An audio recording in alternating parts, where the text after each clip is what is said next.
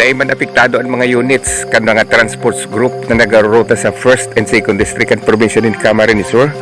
Inulitan na kapag-apply sinta sa inaapod na application for consolidation na pig-officer kan na Land Transportation Franchising Regulatory Board na mapaso pa ini sa bulan nin 30 o pizza 31 na kan bulan na Enero na taon 2024. Ini ang bagay na pigtaon doon kan panataram kan nasabi ng grupo sa mga spokesperson na si Odessa Vargas Alipante na nagpahayag na kabusinda.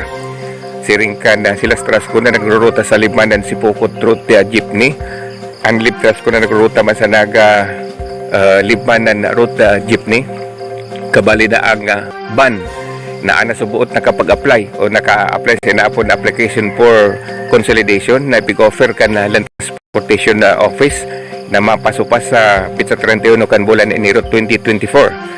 Inuli ka ni, sigun kay Mrs. Alifante. Palagos-lagosan din pagbiyahe, asin dahil man sila apektado. Inuli taanas man, adap si magagabos na yun, itangan yung magkapagbiyahe, asin mag-apurbitsar kasi nampit ng pitaong plaso kan LTFRB. Inuli ka ni, sinasubot nagpapasis naman kan mga papers, tangan yung mag-apply bilang kooperatiba na malaog na transaksyon o rugna sa paglaog na sa modernization na program kan gobyerno para magamit kan mga bagong unit ng lunadan na yun maruta sa sinabit ng ining porsyon kan na 1st and 2nd District and Provincial in Camarines Sur. Mientras tanto, sigun pag-Alipante, kaya po subutin lang saguton ang sinabit ng mga requirements tanganin na sinda panagos mag-operar bilang sarong kooperatiba. Bunyog Barita, ako si Ernie Marfil.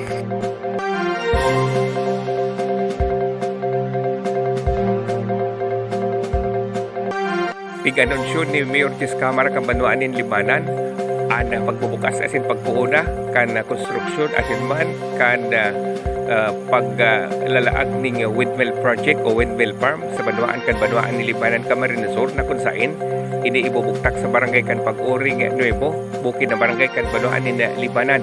Sa pahayag pa kanasabi ng alkalde, ang sinampit ng ining proyekto o ang windmill farm papartneran kan mga negosyo siring kan Cornerstone Energy Development Corporation asin man kan local counterpart kanina Wittis Group na kung saan aabuton sa milyones na investment ang ilalag asin ipuputap sa nasabi ng Banuaan. Ngunyan naman sunod na taon 2024 mantang pigpupo na naman subot ang boring testing sa mga agihan asin lalaganan kan tinampo iinutong subot kan project iuman ang patinampo asin pagtugdas kan port bagaman na puerto na ilalagyan sa barangay kan Tinalmud Limanan Camarines Sur asin matinampo pa din harahalaba gikan sa barangay kan Tinalmud pasiring sa kata nag asin man Pag-uring Nuevo na kung sa inyo nagdian na windmill project. Sabi pa ni Mayor Jess Camara, aabuton sa 19 unit o windmill post ang itutugdok sa nasabi ng barangay na maokuparman insagkod sa 70 hectares ng kadagaan asin an kada sarong poste ikaw subutin nakaalukan na sarong hektara din na kadagaan dinuli ka ini ang sinambit na negosyo na hamana asin naayos na gabos na papeles o rugna ang mga papers ka rin na pigalakaw pa sa DNR kung kaya mapuuna ang sinambit ng konstruksyon asin matapos ka ini maoperate naman sa buot ang windmill farm sa Banuan kan Limanan. Bunyog Barita, ako si Ernie Marfil.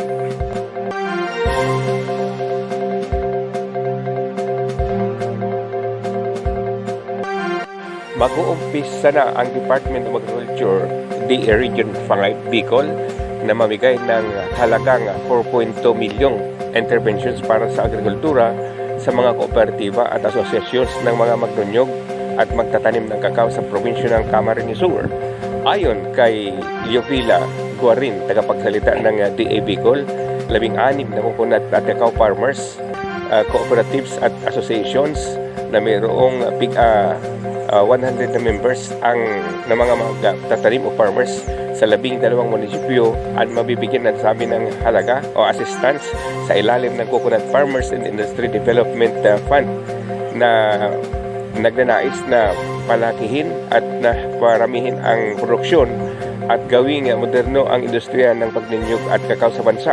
Dagdag pa ni Guarin, ang 2.25 milyong halaga ng interventions naman ay gagamitin para sa rehabilitations at ang 1.95 million naman ay para sa pagpalaki ng cacao productions at plantation at 16 pang FCA o cooperatives sa buong Camarines Sur. Dagdag pa rin ang nasabi ng napakalaking halaga ay para matulungan ang mga small farmers ng coconut at kakao para sa kanilang pang-araw-araw na kita sa nasabi ng probinsya. Yan ang ulat sa Bunyog Balita. Ako si Kabunyog Ernie Marfil.